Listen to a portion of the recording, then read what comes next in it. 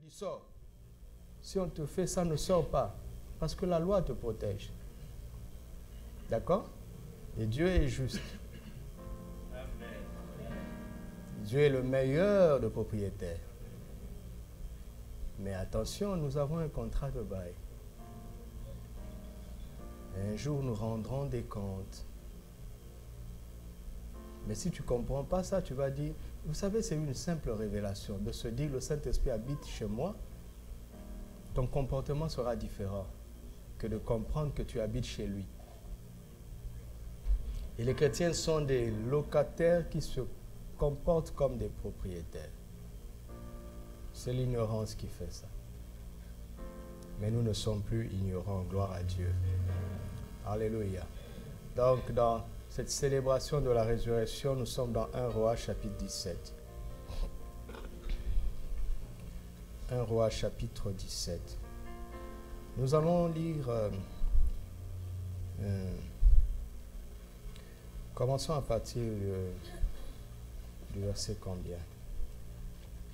Verset 11e.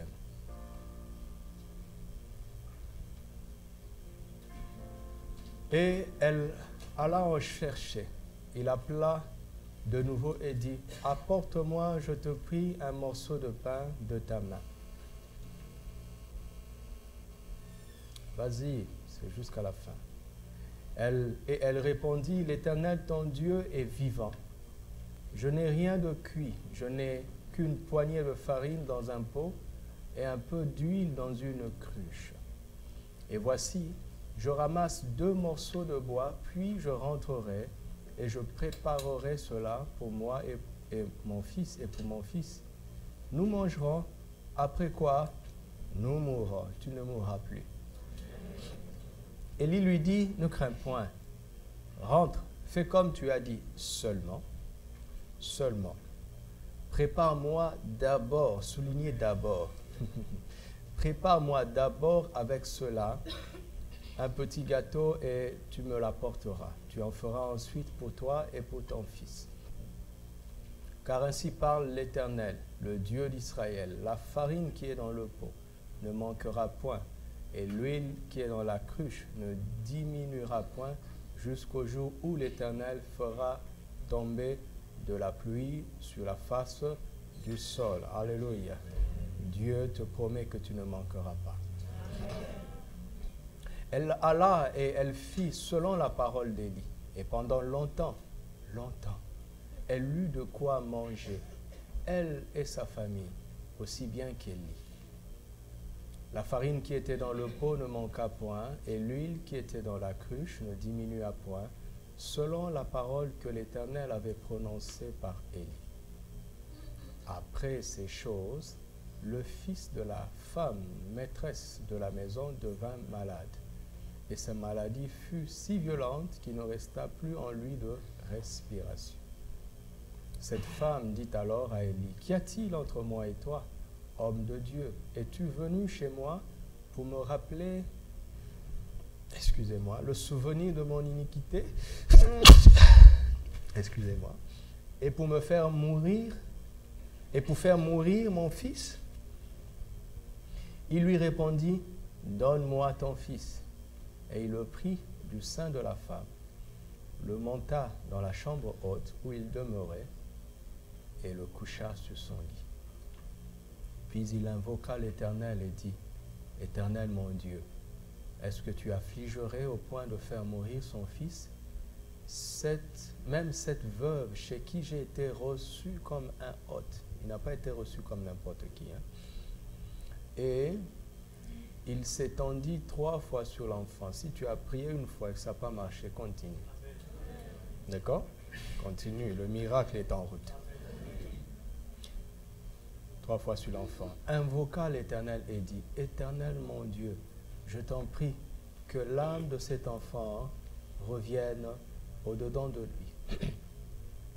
L'Éternel écouta la voix d'Élie et l'âme de l'enfant revint au-dedans de lui et il fut rendu à la vie.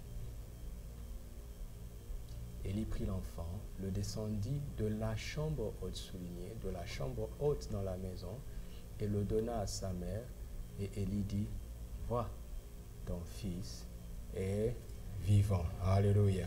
Que le Seigneur ressuscite ce qui est en train de mourir dans ta maison. Au nom de Jésus.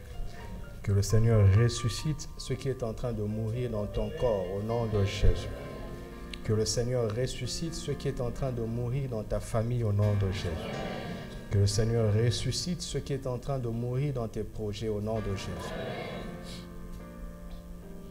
Nous allons parler de la loi de l'honneur. La puissance de l'honneur.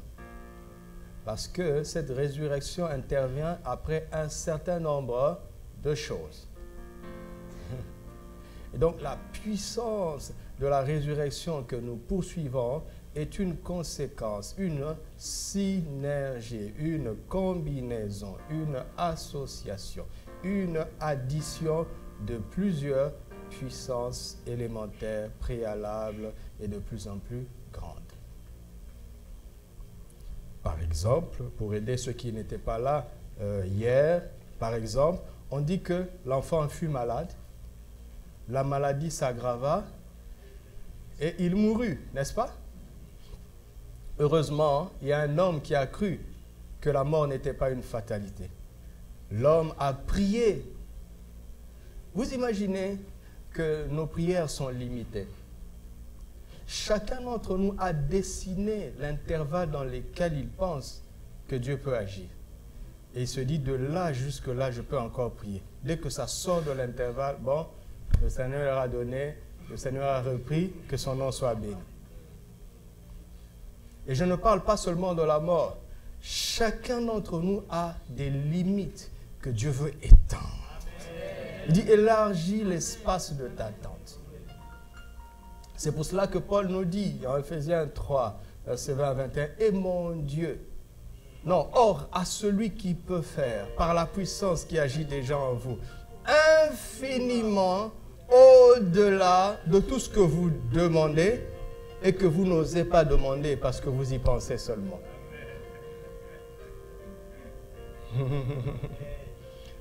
Est-ce qu'il y a quelqu'un qui me suit ce matin? Vous savez comment j'interprète ce verset? Quand tu demandes quelque chose, Dieu le multiplie par l'infini et il te donne au-delà. Parce qu'il peut faire infiniment au-delà de tout ce que nous demandons. Dieu n'a pas prévu de te donner un quand tu demandes un. Alléluia. Puisqu'il peut faire infiniment au-delà de tout ce que nous demandons. Tant mieux si tu oses demander. Mais parfois, ça paraît tellement fou qu'il va te suivre dans tes pensées. Si tu y penses, il va dire Amen à ta pensée. Alléluia. Mais vous avez vu, hein, il peut faire. Pourquoi il peut? Parce que nous devons prendre conscience qu'il va se servir de quelque chose qu'il avait déjà mis en nous. Par la puissance qui agit en nous.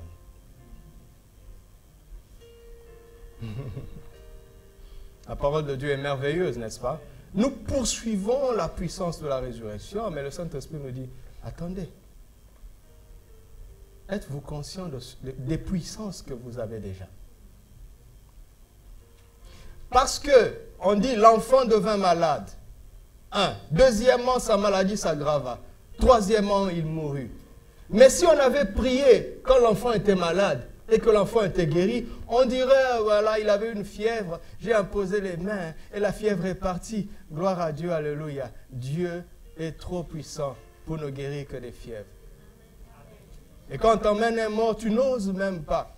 Alors que tu ne sais pas que la fièvre là, si tu n'étais pas intervenu, elle aurait abouti à la mort. Plusieurs d'entre nous ici ont empêché les morts sans le savoir. On prie plus facilement quand il y a la maladie, moins facilement quand la maladie devient grave et quand il y a la mort, le Seigneur a donné, le Seigneur a repris, que son nom soit béni. Dieu dit, je ne dis pas amen à ça. Je ne veux pas de cette louange parce que pour ce cas-là, je n'avais pas prévu qu'il meure maintenant.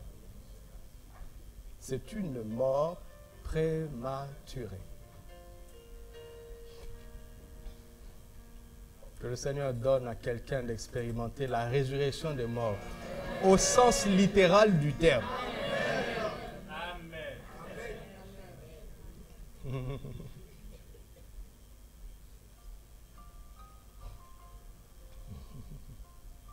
Ok. Alors,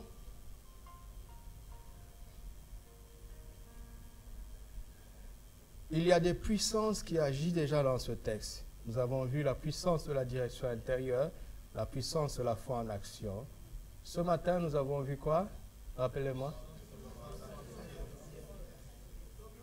C'est vrai? Ah bon? Maintenant, nous allons parler de la puissance de l'honneur. Regardez. Premièrement, cette dame a reçu Élie comme un hôte. Vous entendez? C'est l'argumentation que Élie présente à l'Éternel.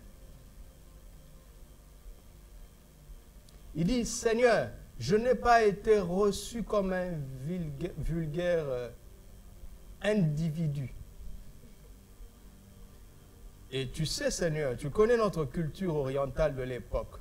La chambre haute est la pièce la mieux préparée. En fait, c'est la suite royale de la première classe. C'est là où il y a les meilleures conditions possibles. Et cette dame m'a placé là-bas. Où? Dans la chambre haute, c'est-à-dire au-dessus d'elle-même.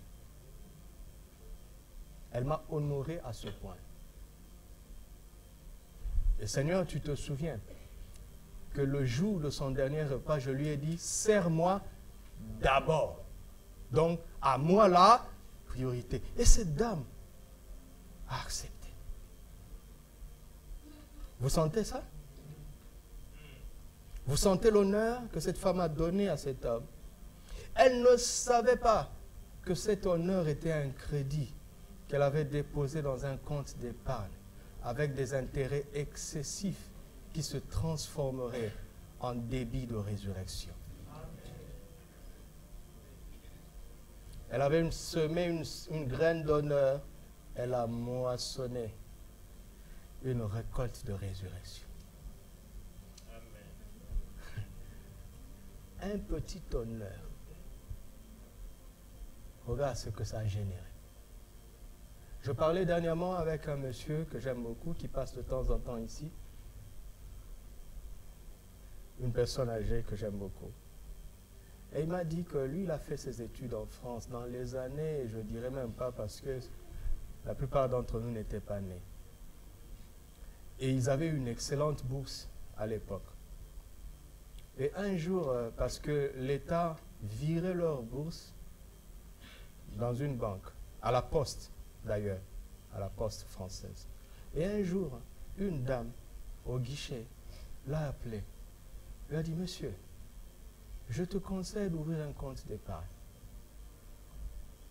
mais que tu ne toucheras pas avant 20 ans. Ce qu'on y prélevait était insignifiant. Mais la dame l'a beaucoup aimé, il était jeune, la dame l'a beaucoup aimé, lui a dit, c'est insignifiant, mais ça te servira après 20 ans. Et il a ouvert le compte. Et il réussissait tellement bien qu'il avait des primes de mérite. Et ça lui a valu d'autres entrées avec l'État français, parce qu'il était vraiment un bon étudiant. Et parce qu'il honorait l'État de temps en temps. Quand le président passait par là, on disait, il y a un jeune ici qui défend notre pays. Et le président lui disait bonjour avec une enveloppe qui pouvait tenir pendant une année. Mais c'était qu'un bonjour. Il dit qu'il avait de plus en plus, il en avait tellement, qu'il a oublié le fameux compte d'épargne.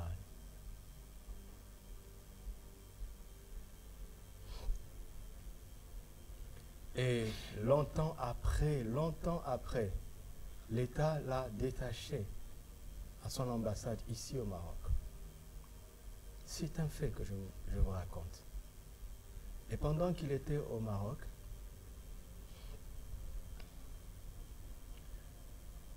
Un jour, l'ambassade de la France l'a appelé.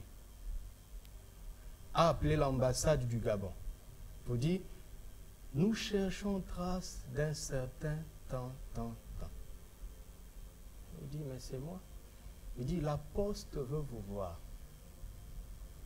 Ça fait 5 ans qu'on te cherche et qu'on ne te trouve pas.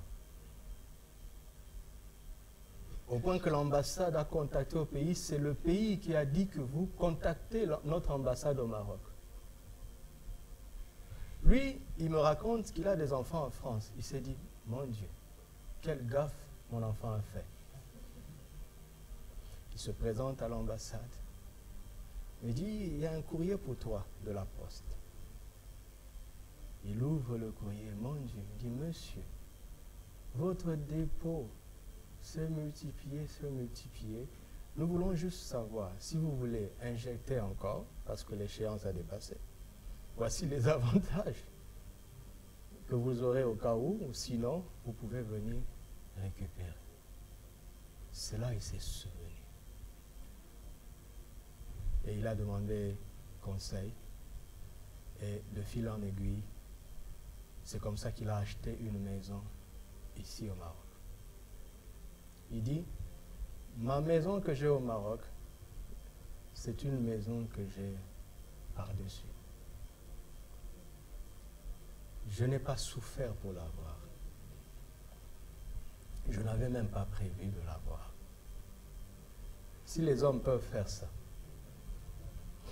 Alléluia. Amen. Je suis venu dire à quelqu'un, pratique la loi de l'honneur, quel que soit le temps que ça va te prendre. Alléluia. Amen. Ça se transformera en puissance de résurrection le jour où tu feras face à une certaine mort. Alléluia. Commençons notre parcours dans les Écritures. Matthieu chapitre 6, versets 31 à 34.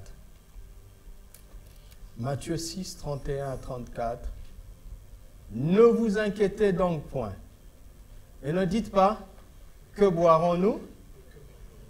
Que mangerons-nous? De quoi serons-nous? Veux-tu arrête-toi d'abord là. Comment je veux faire pour ne pas me poser cette question? Il faut que je sois irresponsable. N'est-ce pas? Non? Non, quelqu'un dit non. Dieu l'a dit, je dois le croire. C'est ça. C'est ça que tu fais.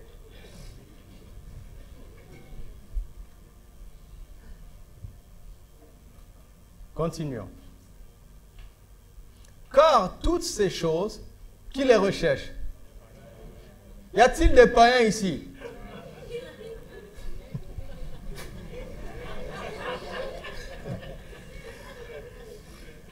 Est-ce qu'il y a un païen ici? Merci mon frère. Ne sors pas d'ici en tant que païen. Nous avons des fils du royaume qui ont un comportement de païen. Les anges regardent l'Église pour voir la sagesse de Dieu et ils sont surpris. Le sage a dit qu'il y a une chose qu'il n'a pas comprise sur la terre avec toute sa sagesse. Avec toute la sagesse qu'il a pu avoir, il y a une chose, il y a un mystère auquel il n'a jamais pu trouver la réponse. Jusqu'à mourir, il a intercédé de toutes les façons. Voilà. C'est que les princes marchent à pied et les esclaves sont sur des chevaux.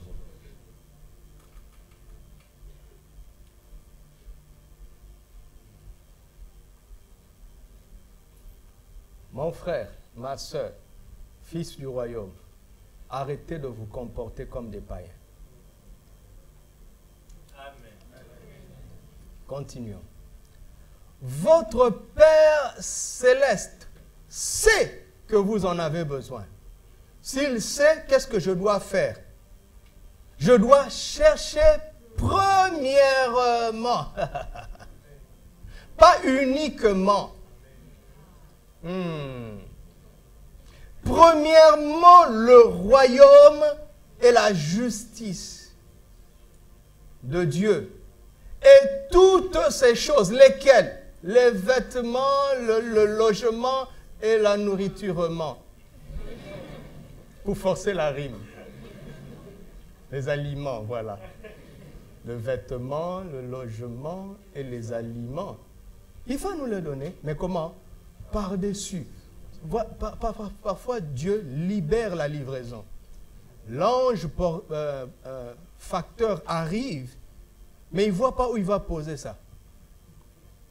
Parce qu'on lui a dit de mettre ça par-dessus. Et il dit, Seigneur, il n'y a pas de table. Retour à l'envoyeur.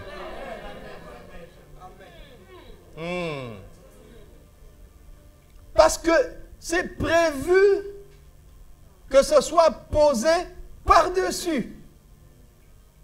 Et nous ne voulons pas du dessous. Nous voulons le dessus sans le dessous. Mais David avait compris ça. Celui qui dit que l'Éternel est son berger qui ne manquerait de rien, avait compris que Dieu a une table en face de ses adversaires.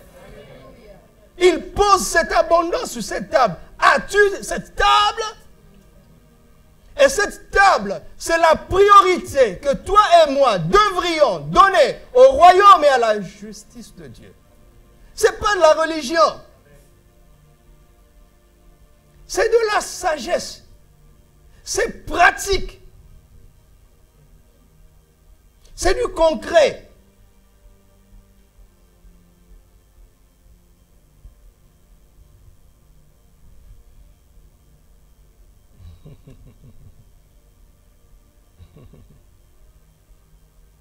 Priorité au royaume et à la justice de Dieu. Priorité, priorité. Dieu ne veut pas que nous soyons dévêtus. Il ne veut pas que nous soyons sans abri. Il ne veut pas que nous mourions de faim. Ah non, tous ces aliments, il les a créés pour qui? Mais il veut que nous respections les priorités. Parce que ce qui entre dans le ventre s'en va dans le secret quelques heures plus tard, si ta digestion est bonne. Ce n'est pas le plus important. Nous ne sommes pas que terrestres. Notre vie n'est pas que temporelle. D'ailleurs, les choses temporelles sont passagères. Ce sont les choses éternelles qui sont permanentes. Donc, il faut mettre les choses au bon endroit. C'est ce que Dieu veut, que les choses soient au bon endroit. Dis à ton frère, Dieu veut que les choses soient au bon endroit. Même les hommes savent qu'on ne commence pas la construction d'une maison par le toit. Il y en a même qui sont tellement pressés. Ils construisent la maison, mais ils préfèrent la meubler avant de mettre le toit. Insensé. Fais les choses dans le bon ordre. Dieu n'est pas contre les vêtements, les habits, les aliments. Mais c'est tellement secondaire. Tellement secondaire. Tellement secondaire. Pourquoi les gens qui ont ça de manière débordante se suicident? Parce qu'au début, ils ont commencé la vie en se disant, quand j'aurai une voiture, je serai heureux. Il a eu rien. Il dit, bon, quand j'aurai une Mercedes, je serai heureux. Il a eu la Mercedes et il dit, bon, quand j'aurai une Ferrari, finalement, il dit, bon, quand j'aurai une maison, quand j'aurai des yachts, quand j'aurai des jets privés, puis finalement, vanité de vanité. Il reste vide. Dieu ne veut pas que ce soit notre sort.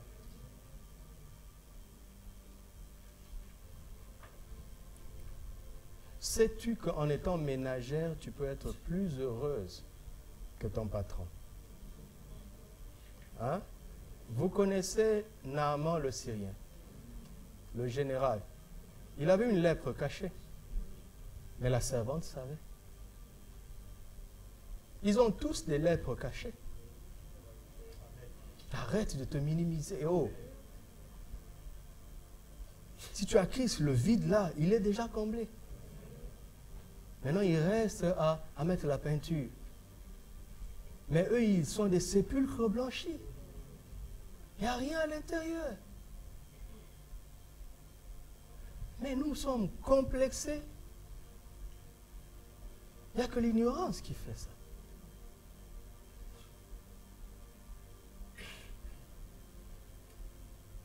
Matthieu 10, 7 à 8.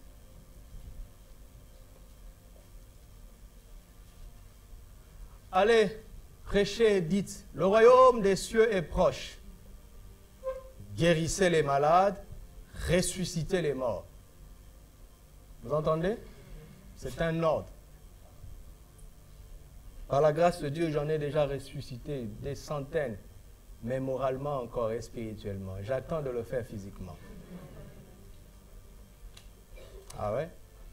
Et toi aussi, si tu témoignes de Jésus, l'évangile, tu es un distributeur de résurrection spirituelle. Quand tu relèves quelqu'un par ton conseil alors qu'il était découragé, tu es un distributeur de résurrection morale. Dernièrement, frère, si tu es là, viens au moins me saluer pour qu'on se voit. Tu m'as envoyé une lettre, c'est bien. Vers 23 heures, passé, mon téléphone a sonné. La voix d'un homme qui pleure, ça brise le cœur d'entendre un homme. Si c'était une femme, je dirais, bon, ma soeur, oui, qu'est-ce qu'il y a? Mais un homme qui pleure. Et il a commencé à parler. Pasteur, je sais que tu ne me connais pas, mais je viens à l'église depuis un moment. Je suis fatigué de souffrir, je n'en peux plus. Alors j'ai décidé de mettre fin à ma vie. J'ai appelé ma maman pour lui dire au revoir. Sa maman qui est au pays. Et sa maman lui a dit, y aurait-il pas un pasteur autour de toi? Il dit, oui, il y a le pasteur dans l'église où je vais. Et sa maman lui a dit, appelle-le d'abord. Vous voyez? D'abord. Et il m'a dit, excuse-moi de t'appeler à cette heure, mais voilà, c'est pour te dire au revoir. Je lui ai dit, attends, je vais faire une prière et tu vas dire Amen.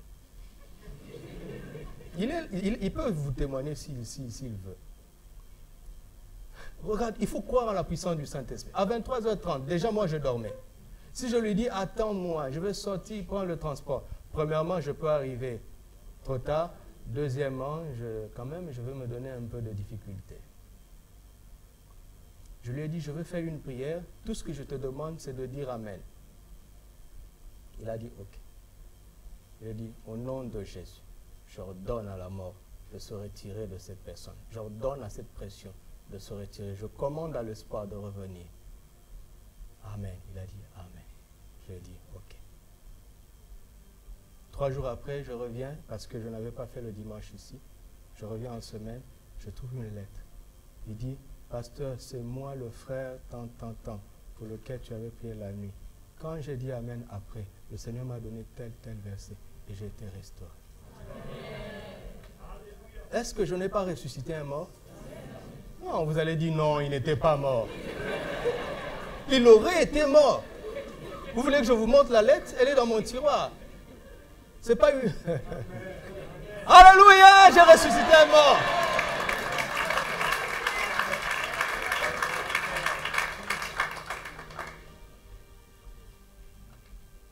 Verset 40. Je ne dirai plus que j'ai jamais ressuscité un mort. Voilà, merci Seigneur. Celui qui vous reçoit, me reçoit, et celui qui me reçoit, reçoit celui qui m'a envoyé. Arrête-toi d'abord là-bas. Jésus sait ce qu'il va nous dire après. Il commence par l'abstrait. D'accord? Il commence par l'invisible. Il commence par le spirituel parce que la vraie réalité commence là-bas. Tout ce que tu vois vient de ce que tu ne vois pas. Si dans l'invisible, il n'y a pas ça, il n'y en aura pas dans le visible. Tu comprends? Le découragement que tu éprouves naturellement vient d'une influence que tu ne vois pas. Ceci vient de l'idée de quelqu'un qu'on ne voyait pas. Ce bâtiment vient de la tête d'un ingénieur. S'il n'y a pas quelque chose dans l'invisible, il n'y en aura pas dans le visible. Et si tu veux gagner du temps, va corriger dans l'invisible. Et ça va se répercuter dans le visible. Alors, Jésus est en train de dire, vous savez qu'il y a Dieu que vous ne voyez pas, et il m'a envoyé que vous voyez. Et si vous me recevez, vous le recevez lui. En fait, il m'a envoyé pour que je vous l'emmène à lui. Et tout ce que vous pouvez faire pour expérimenter le Dieu invisible, c'est de recevoir son envoyé. Alors il continue. Celui qui reçoit un prophète en qualité de prophète recevra. Celui qui reçoit un juste en qualité de juste recevra. Et celui qui reçoit, continue. Et quiconque donnera seulement un verre d'eau à l'un de ses petits, parce qu'il est mon disciple, je vous le dis en vérité, il ne perdra point sa récompense. Voilà. Il y a un moyen de contact là, pour quelque chose de plus grand. Continuons. Romains chapitre 2, verset 7. Romains 2, verset 7. Est-ce que ça passe? Si tu es là pour la première fois, moi je suis comme ça, je parle calmement, donc fais un effort pour ne pas dormir. Réservant la vie éternelle à qui?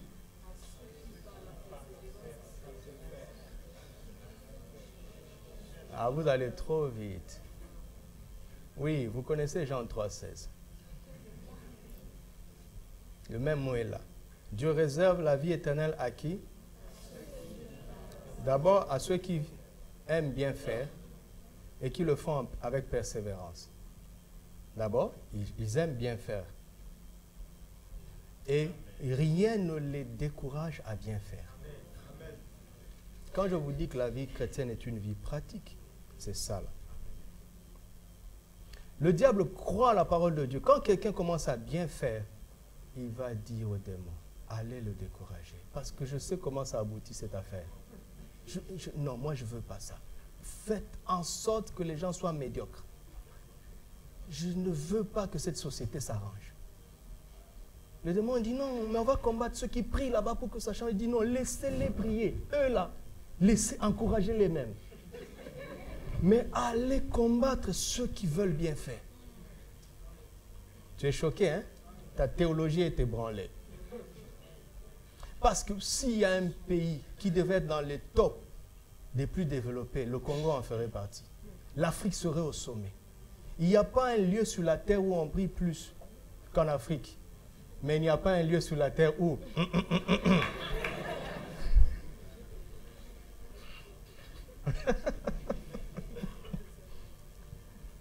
Tu vois, dans le bureau du chrétien, toute arme forgée contre toi sera sans effet.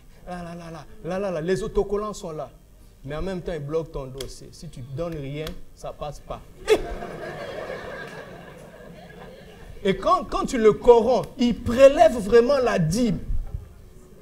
Et il regarde, Seigneur m'a béni. Voleur.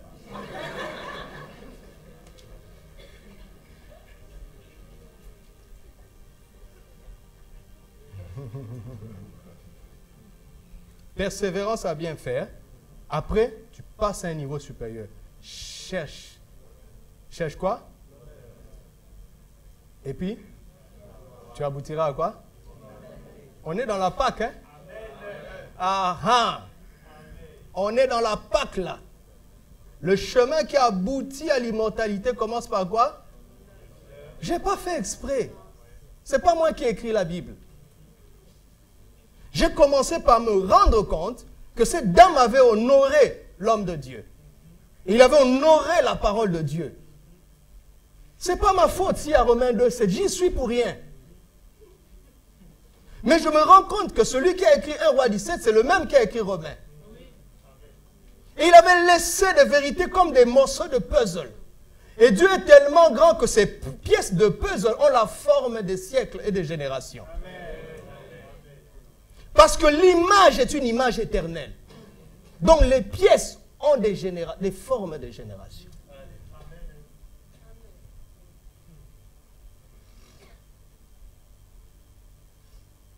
Mon ami, l'honneur est un rudiment dans le royaume. L'honneur, la dignité, l'intelligence du sens des priorités. Je ne peux pas comprendre quelqu'un qui prétend être rempli du Saint-Esprit et qui ne sait pas agencer les choses selon l'ordre des priorités. Je ne peux pas comprendre un étudiant qui est rempli du Saint-Esprit et qui met sa vie spirituelle en parenthèse parce qu'il est en période d'examen. Je ne peux pas comprendre ça. Tu décides de mettre de côté celui qui peut t'aider à réussir. Je ne peux pas comprendre quelqu'un qui dit « Je passe tellement par de temps difficiles que je n'arrive plus à prier. » Je ne comprends pas. Je ne peux pas comprendre quelqu'un qui dit « Je suis tellement malade que je ne veux pas voir un médecin. » Mais c'est quand tout va mal que là, on a le plus besoin de prière. Soyons un peu intelligents. C'est une question de priorité. Tout dans la vie est une question de priorité.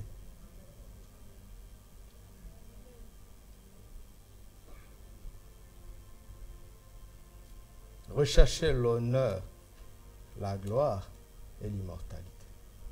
Dans cet ordre-là. Alléluia. Vous auriez aimé fêter la Pâque ailleurs.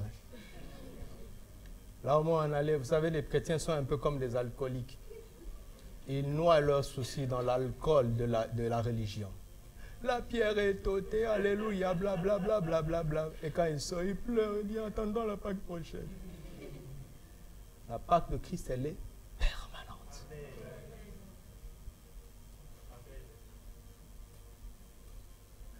Alléluia. Alors, vous avez compris la priorité de l'honneur. C'est une puissance, le respect. Ça peut t'ouvrir des portes. Je vous ai déjà raconté ça, je vais y revenir. Un jour, un parent d'un de nos frères est venu ici. Il est comme moi, il est mince comme moi. Nous avons la même taille. Il est venu au culte avec une chemise manche courte, un jean et des baskets. Il a assisté au culte normalement. Et à la fin, son fils m'a dit, ah, c'est mon papa. On lui a dit, ah, bonjour, vous êtes là pour combien de temps? Vous pouvez passer, prendre un repas chez nous à la maison. Et ma femme a organisé un dîner.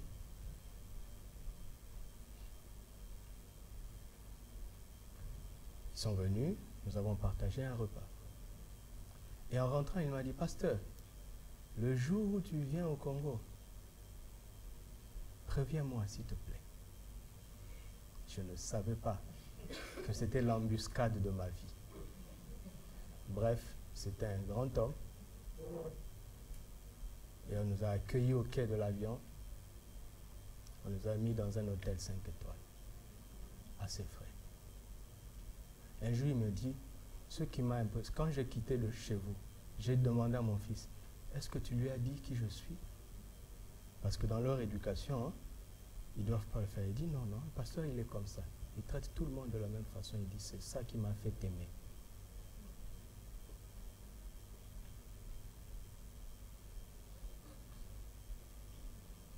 C'est à cause d'un repas que pour la première fois, j'ai dormi dans un hôtel 5 étoiles.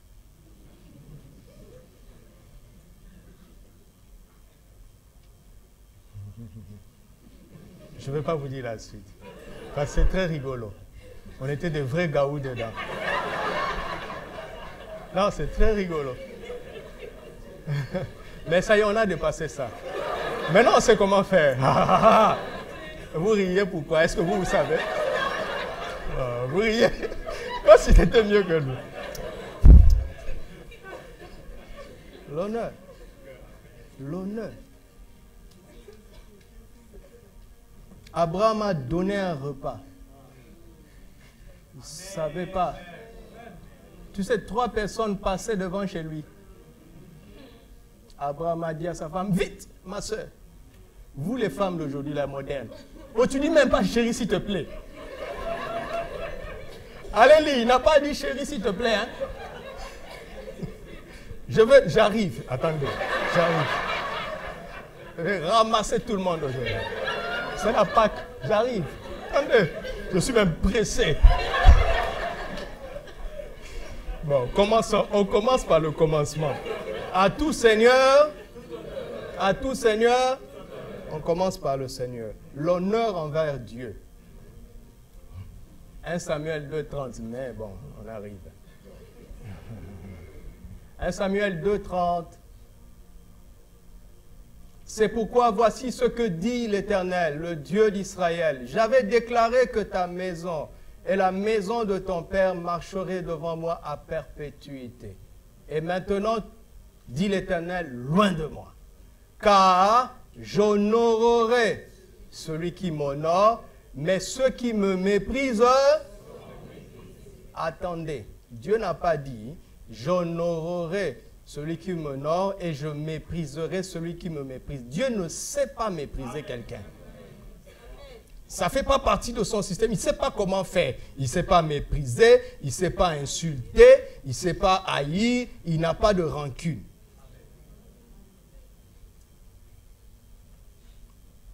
Mais, si tu le méprises, il va enlever la protection. Et les gens vont te mépriser. Et si tu l'honores, il ne dit pas que les gens vont t'honorer. Il dit que c'est lui qui va t'honorer. Et quand le plus important t'honore, tout le monde est au garde à vous.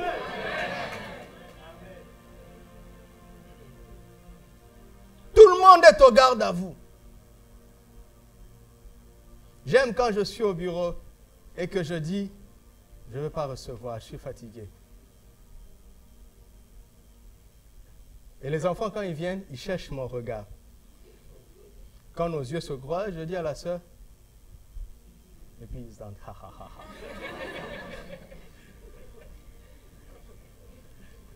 Mon ami, ne cherche pas ton temps à courir après l'honneur des hommes. Parce que les hommes, vous connaissez la cigale et la fourmi, non, le corbeau et le renard. Tout flatteur vit aux dépens de celui qui l'écoute. Vous connaissez les atalakou et les griots. Ils chantent, ah vieux père, quand je t'ai vu là, tous mes soucis sont finis. Et toi tu dis, ah bon. Tout flatteur vit aux dépens de celui qui l'écoute. C'est un mal terrible que de chercher l'honneur des hommes. De se sentir important à cause des hommes. Ils vont bien te rouler. Pasteur, quand tu prêches, c'est comme si je suis en face de Dieu.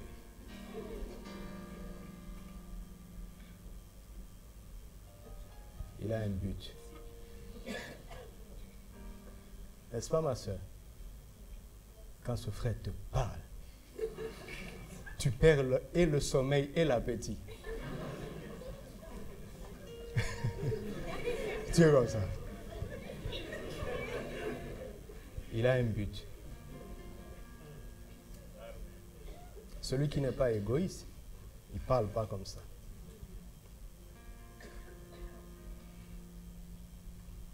Mais si Dieu t'honore, ça va te créer des problèmes au début.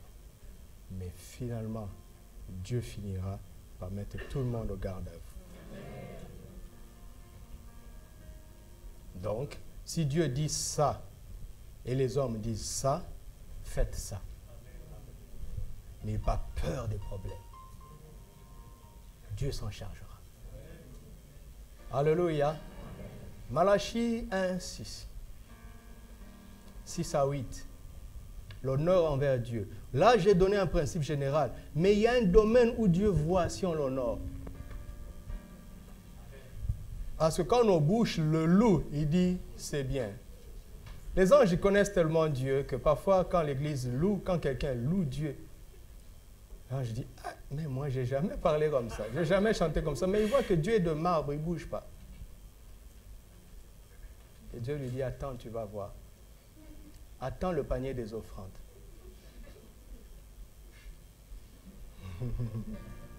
Attends le panier des offrandes. Tu vas voir. C'est toi qui avais déposé les choses sur sa table, non? Il dit oui. C'était combien? 1 milliard. Il dit attends. C'était quand? Vendredi, non? Oui. Aujourd'hui, on est dimanche. Ça fait que 2 jours, non? Je dis oui. Et puis, quand il priait là, qu'est-ce qu'il disait? Oui, Seigneur, tu m'as pris de loin. Tu es vraiment ma bénédiction, ma grâce. Sans toi, je ne suis rien. Alléluia. Attends le panier. 38 dirhams. Sur 1 milliard. Et puis les anges disent, ah oui, on comprend pourquoi tu étais de marbre. Que tu le veuilles ou pas, la vérité, c'est toujours sur le chiffre. Amen. Vous savez, au foot, vous pouvez avoir 90% de possession de balle. Vous pouvez avoir dominé le match, tout le match. Mais la vérité, c'est sur le tableau d'affichage. 1-0 et ça fait mal. Et c'est fini, quoi. Vous êtes effacé de l'histoire. Vous vous souvenez de la finale de l'Euro passé, France-Portugal? Les Portugais n'ont rien fait, mais en dernière minute, 1-0, ça fait mal. Et les Français, quand ils parlent de ça, ils montrent toutes les occasions ratées. Occasion ratée, c'est occasion ratée. Ouais. Ce matin, on a parlé de l'offrande sacrificielle. Quand le panier va passer là, marque ton but. Marque ton but, hein.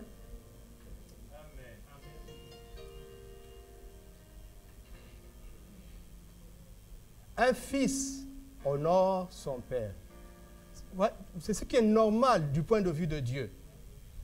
Il ne dit pas d'œuvrer et qui serait bon, ce serait préférable. Non, c'est naturel. C'est naturel. Comme un vivant respire. Vous entendez? Un fils honore son père et un serviteur son maître. Donc honore son maître. Si je suis père, où est l'honneur qui m'est dû? Est-ce qu'il y a un enfant de Dieu ici? Pourquoi tu penses que tu es un enfant de Dieu? Parce que tu as reçu Jésus, n'est-ce pas? Maintenant, est-ce qu'il y a un Dieu des enfants ici? Est-ce qu'il y a un Dieu qui est le père de ses enfants? Oui, lui aussi il a sa confession. Nous savons comment nous avons fait pour devenir ses enfants. Lui, il a des choses à voir pour pas se sentir, hein, mais pour réaliser vraiment qu'il est notre Père.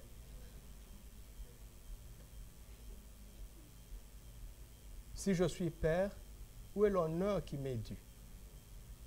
Si je suis maître, où est la crainte qu'on a de moi? Dit l'Éternel des armées. À vous, sacrificateurs. On dit non, nous sommes des rois et des sacrificateurs. Gna, gna, gna, gna, gna.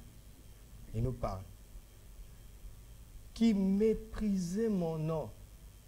Et qui dit, en quoi t'avons-nous méprisé? Vous savez, parfois nous méprisons Dieu parce que nous sommes ignorants. Alors Dieu est venu chasser l'ignorance. Le mépris reste mépris. Que ce soit conscient ou inconscient, un mépris est un mépris. Alléluia. Joyeuse fête de Pâques, encore une fois. Vous offrez sur mon autel des aliments impurs et vous dites, en quoi t'avons-nous profané? C'est en disant, la table de l'Éternel est méprisable. Continuez. Quand vous offrez en sacrifice une bête aveugle, n'est-ce pas mal? Quand vous en offrez une boiteuse ou une infirme, n'est-ce pas mal? Offrez-le donc à ton gouverneur.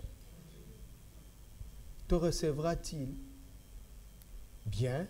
Te fera-t-il bon accueil? Dit l'Éternel des armées. Alors, comment Dieu saura qu'on l'honore? Répondez. Par la qualité de notre offrande. La qualité de notre offrande révèle la qualité de notre honneur. Alléluia. Bonne fête de Pâques. Deuxièmement, l'honneur au sein de la famille. Je suis en train de rouler des pierres dans les tombes de notre relation avec Dieu. Et là, on va rouler une pierre dans la tombe de nos vies familiales. Pour que la puissance de la résurrection vienne et secoue tout et remette les choses dans l'ordre divin.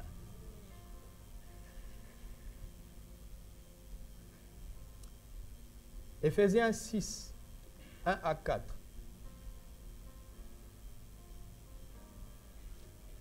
Enfants, obéissez à vos parents, selon le Seigneur, car cela est comment? Juste. Ce n'est pas juste à un enfant de désobéir à ses parents. Ah oui, papa, d'abord, Dieu dit, hein, devant lui, il n'y a pas d'excuse. Continuons. Honore ton père et ta mère. C'est le premier commandement avec une promesse. Afin que tu sois comment? Et que ça veut dire que tu ne connaîtras pas une mort prématurée. Tu mettras en l'œuvre en toi la puissance de la résurrection pour chasser toute mort qui voudra t'atteindre. Comment? Par la puissance de l'honneur. Oui, à l'onction que tu as. Deux grands hommes oints sont morts jeunes. Samson par sa faute et Jésus pour nos fautes. Ils sont morts jeunes. La longévité n'est pas dans l'onction. Elle est dans l'honneur. Alléluia. Celui qui honore son père et sa mère n'a pas besoin de prier pour être heureux et être longtemps. Et de vivre longtemps. Il n'a pas besoin de prier pour ça. Il sait quoi faire. Amen. Alléluia. Est-ce que tu pries, Seigneur, donne-moi de l'eau? Il donne, lève-toi, va à la cuisine, il y a une bouteille là-bas, ouvre, mets dans un verre et bois. Non? Non, Seigneur, abreuve-moi. Il dit, non, tu n'es pas un bébé, lève-toi, va là-bas. Voici un secret pour être heureux et vivre longtemps. Est-ce qu'il y a quelqu'un qui veut mourir avant l'heure? S'il vous plaît, qui lève la main. On va le désengager de l'obligation, je pèse bien mes mots, l'obligation d'honorer son père et sa mère. Ça ne se discute pas. Il n'a pas dit honorez vos parents parce qu'ils sont chrétiens, honorez vos parents parce qu'ils sont gentils, honorez vos parents parce qu'ils sont bienveillants. Non, non, non, honorez vos parents, point barre. Le reste, je vais m'en occuper.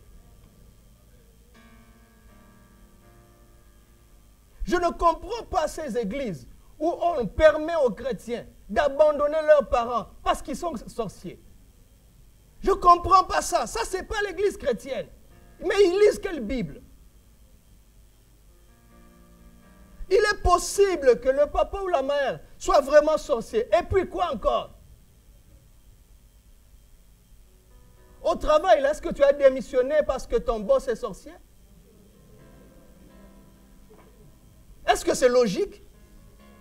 Là-bas, tu restes et tes propres parents, tu les abandonnes. Ça, ce n'est pas Jésus. Ce n'est pas une église. Enfin, ce n'est pas une église que Christ bâtit. Ça ne se discute pas. Mais regardez comment Dieu est équilibré. Il dit, et vous, Père, vous, n'irritez pas vos enfants. Donc, les enfants sont irritables. Mais élevez-les en les corrigeant et en les instruisant. Selon la coutume, selon vos propres désirs, selon quoi?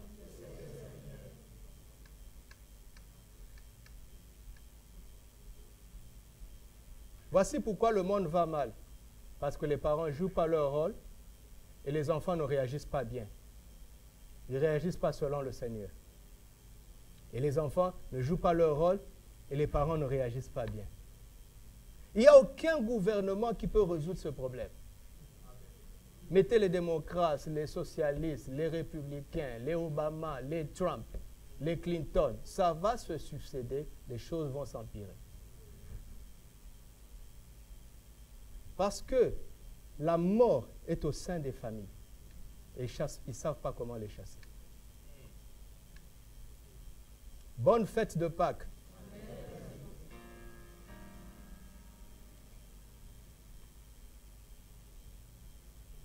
Vous savez, C'est peut-être un avantage d'être en position de parent parce qu'on est au-dessus.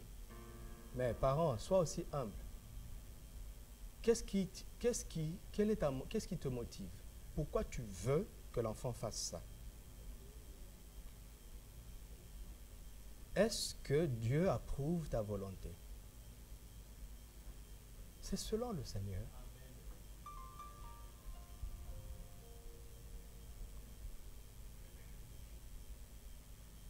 Est-ce que je vais continuer? Deutéronome 21, 18 à 21.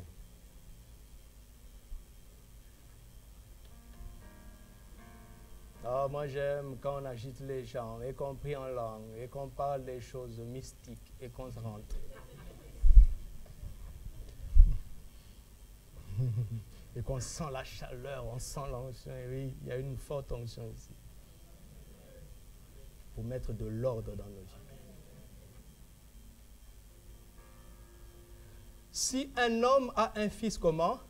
Est docile et rebelle, n'écoutant ni la voix de son père, ni la voix de sa mère, et ne leur obéissant pas même après qu'ils l'ont châtié. Vous voyez? Donc ça c'est un dégueu vraiment aïe.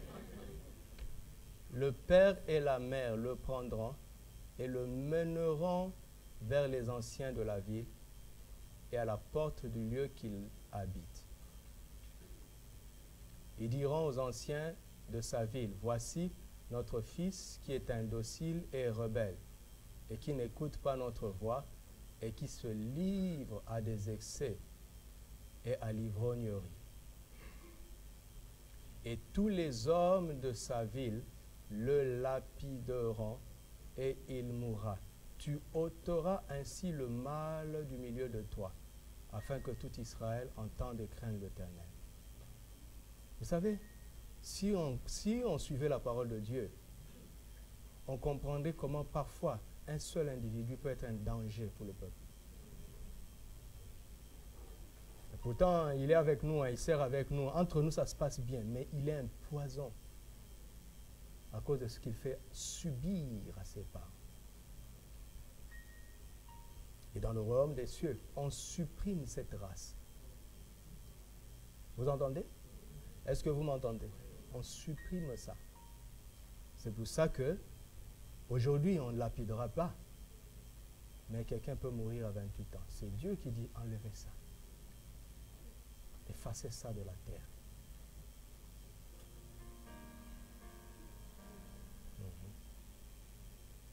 Mais attention, les parents sont irrités. Mais on dit emmenez-les vers les anciens. Parce que c'est les anciens qui vont avoir la distance pour voir est-ce que les parents ont raison. Est-ce qu'ils ne sont pas en train d'irriter l'enfant? Parce que qu'on se le dise, hein, les enfants doivent obéir, mais vraiment à, comment on dit, à une loi injuste, nul n'est tenu d'obéir. À un moment donné, on finit toujours par craquer. Donc, les anciens vont étudier le cas. Mais nous avons des anciens ici, mes amis. Ils sont là à notre disposition, ils servent à ça. Ils servent à ça. Vous entendez? Que l'Église dise Amen. Amen. Quand il y a une incompréhension avec ton frère, ou bien dans la cohabitation avec le colocataire, si les deux viennent à l'Église, vous avez essayé entre vous que vous n'avez pas pu. Venez voir un ancien. Il va vous aider. Mais ils sont là pour ça. Dieu a pourvu. Dieu a pourvu. Parce qu'ils n'ont pas seulement la sagesse, mais aussi l'autorité spirituelle que Dieu leur a donnée. Parce qu'il y a certains problèmes qui sont simplement d'origine spirituelle. Il faut une autorité pour chasser cette influence démoniaque. Tout n'est pas moral. Alléluia. Vous avez compris? Maintenant, l'honneur dans le mariage. Est-ce qu'il y a quelqu'un qui veut se marier ici? La sœur dit, mais pourquoi tu dis Amen? On est déjà mariés, non? Qu'est-ce que ça veut dire?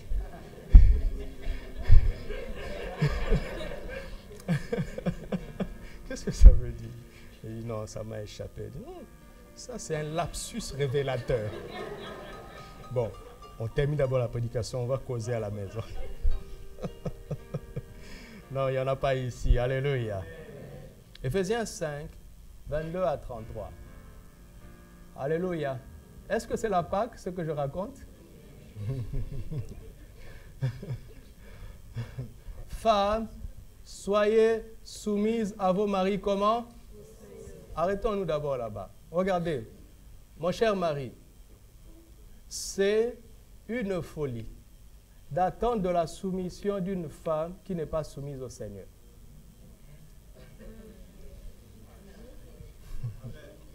Hein? Donc déjà, si tu ne l'encourages pas à mieux connaître le Seigneur, à servir à l'Église, tu es en train de préparer une rebelle en puissance contre toi-même.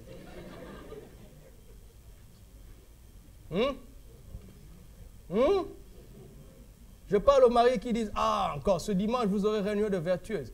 Donc ça veut dire que tu vas revenir à 17h. Hé, mon frère, c'est dans ton intérêt.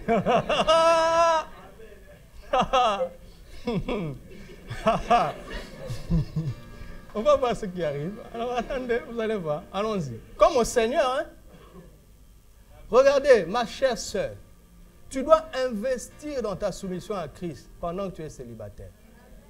Parce que le mari que tu vas épouser là, quand vous serez dans la même maison, tu vas voir qu'il ne mérite pas ta soumission. Il n'en est pas digne. Tu vas t'en rendre compte très vite. 2 semaines maximum. 2 semaines, c'est trop. Et ce sera, souvent tu lui diras, si ce n'était pas le Seigneur. Et tu vas dire, termine ta phrase.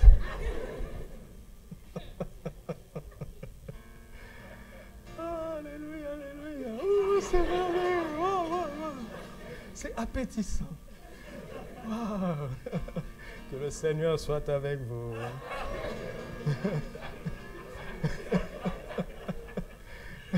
Non, nous on est dans la vie. Moi-même je suis déjà. On ne parle pas de choses qu'on ne connaît pas. Non, non, non, non. C'est pour ça que Dieu a dit dans la Bible, je l'ai pris du milieu de vous. Parce que s'il ne vient pas du milieu de vous, il y a des choses qu'il ne va pas partager. Oh, oh, oh. Celui qui a des oreilles pour entendre. Pardon, pardon. Car le mari est le chef de la femme. Que les sœurs disent Amen. Amen. Si tu ne veux pas ça, ne te marie pas. Tu n'es pas obligé. Je vous avais dit que j'arrivais, non? Eh bien, je suis là.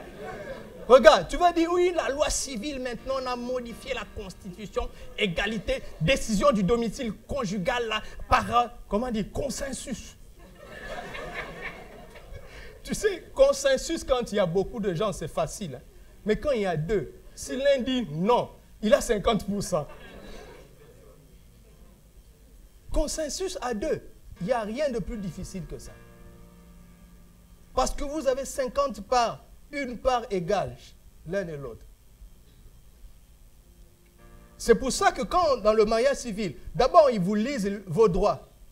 Mais ils continuent toujours par vous dire, mais si vous voulez divorcer, voici les dispositions. Pourquoi ils font ça? Parce qu'ils savent que leur loi est insuffisante.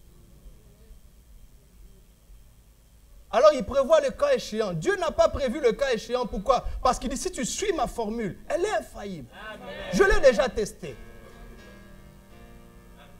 Alléluia. C'est la Pâque, ça. Ça va ressusciter les mariages qui sont en train de mourir et ça va maintenir les mariages qui sont menacés par la mort. Mais c'est la puissance de résurrection que je suis en train d'activer. Tu as vu le sens maintenant?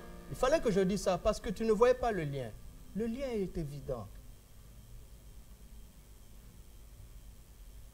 Ma soeur, si tu n'es pas prête à regarder ton mari comme ton chef, mais ne te marie pas. Vous savez, on a le droit de ne pas se marier. Vous savez ça, non?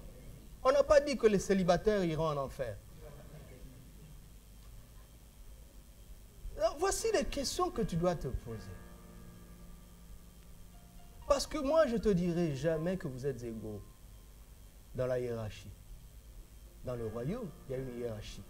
Le mari est le chef de sa femme. Je suis le chef de ma femme. Je ne suis pas le chef des sœurs. Ce n'est pas du machisme. Vous entendez? Non, l'évangile n'est pas machiste. Il ne peut pas. Le chef de sa femme est une seule, pas ses femmes.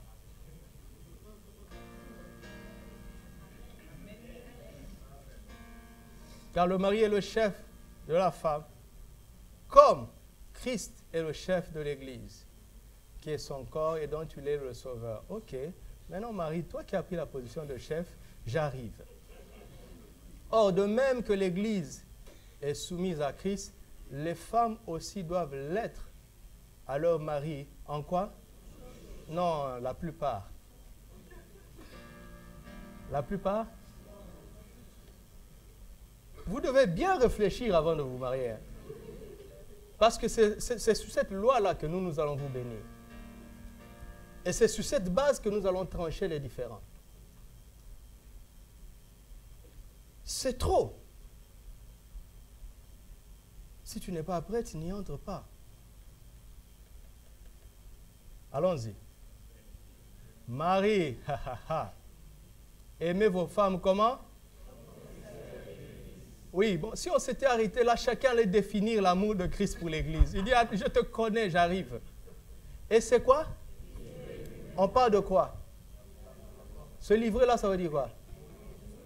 Mourir d'une mort honteuse, humiliante, rabaissante, pour quelqu'un qui n'en est pas digne et qui ne le reconnaît même pas. Et je vous dis, si tu attends que ta femme te reconnaisse tous les efforts que tu fais, tu vas attendre longtemps. Il dit, mais moi aussi je fais quoi? Moi aussi je suis là, non? Mais pourquoi il réagit comme ça? Parce que c'est inscrit en nous. C'est ce que Dieu a mis en nous. Christ est mort pour nous alors que nous en étions indignes. Donc, si ton sacrifice pour ta femme s'affaiblit parce qu'elle ne reconnaît pas assez, tu ne l'aimes pas comme tu devrais. C'est pour ça que parfois, Dieu laisse un peu la folie pour t'emmener à la réflexion. Alléluia. Ah oui. Et quand tu commences à pratiquer, quand chacun commence à pratiquer par rapport à Dieu, l'ordre s'installe tout seul. Si tout le monde regarde au Seigneur, si la femme dit, je dois être soumise à mon mari comme à Christ, donc je dois me concentrer à me soumettre à Christ. Et l'homme dit, je dois l'aimer et me sacrifier comme Christ avait fait alors que j'en étais digne. Vous voyez, on ne se parle pas, hein? Chacun fait ça, et puis on se rend compte. L'ordre s'installe. Et la vie s'installe. Le bonheur, la joie. Et la mort de querelle et du divorce s'éloigne. Alléluia. Et ainsi de suite. Et ainsi de suite. Hein? Il y a tellement à dire. Maintenant, je ne vais pas commenter. Je vous promets que je ne vais pas commenter. C'est une promesse que je vous fais. Que je vais tenir. Pas que je peux, je vais tenir. Nous allons maintenant lire des versets, simplement, afin que chacun entende. Lévitique 29, verset 32. Nous allons seulement lire.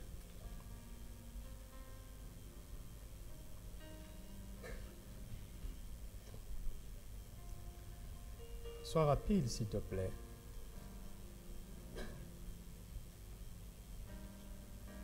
Oh là là, tu ne sais pas où on trouve Lévitique, hein? C'est peut-être ça le problème, hein? Lévitique 19, 32. Merci. Tu te lèveras devant les cheveux blancs et tu honoreras, tu craindras ton Dieu. Je suis l'Éternel. 1 Timothée 5, 1.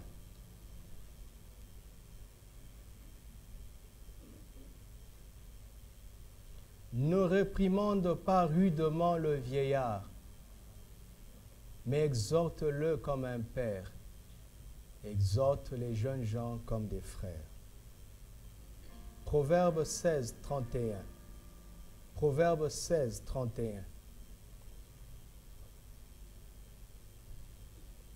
Les cheveux blancs sont une couronne de quoi? C'est dans le chemin de la justice qu'on la trouve, cette couronne. Éphésiens 6, 5 à 9.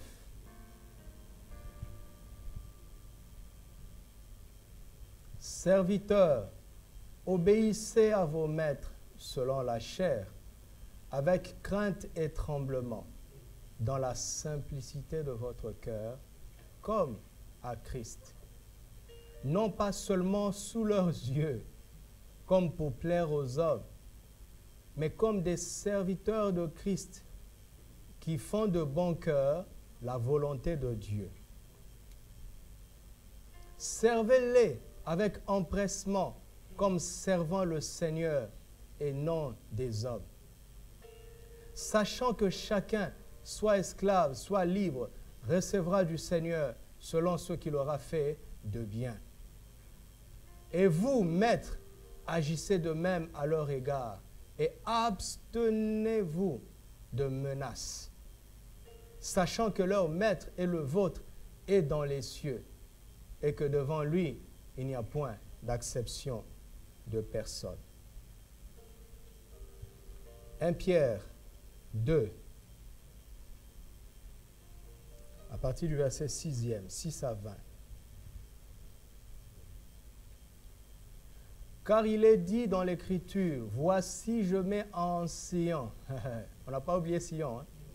Voici je mets en Sion une pierre angulaire, choisie, précieuse, et celui qui croit en elle ne sera point confus.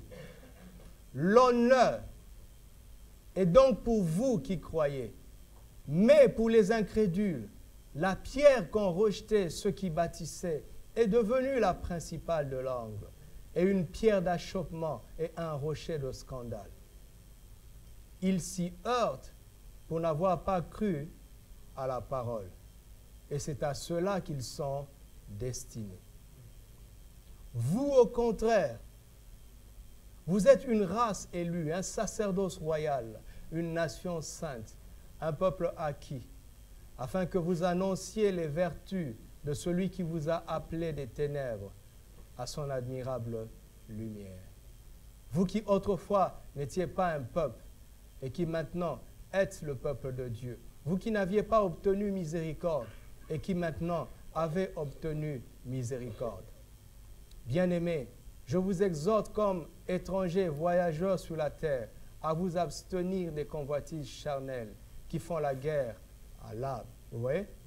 Ayez au milieu des païens une bonne conduite, afin que là même où ils vous calomnient comme si vous étiez des malfaiteurs, ils remarquent vos bonnes œuvres et glorifient Dieu au jour où il les visitera. Soyez soumis à cause du Seigneur à qui? Établi parmi les hommes, soit au roi comme souverain, soit au gouverneur comme envoyé par lui, par Dieu, pour punir les malfaiteurs et pour approuver les gens de bien. Car c'est la volonté de Dieu qu'en pratiquant le bien, vous réduisiez au silence les hommes ignorants et insensés. Étant libres, sans faire de la liberté un voile qui couvre la méchanceté, mais agissant comme des serviteurs de Dieu. On va s'arrêter là. Honorez tout le monde. Vous voyez ça? Honorez tout le monde. Aimez les frères. Vous entendez? Même s'il n'y a pas de sentiment d'amour, il y a des gens, ils vous provoquent tellement, mais garde le respect. Aimez les frères, craignez Dieu et honorez le roi. Alléluia. Alors, je veux que nous recommandions le roi à la grâce de Dieu.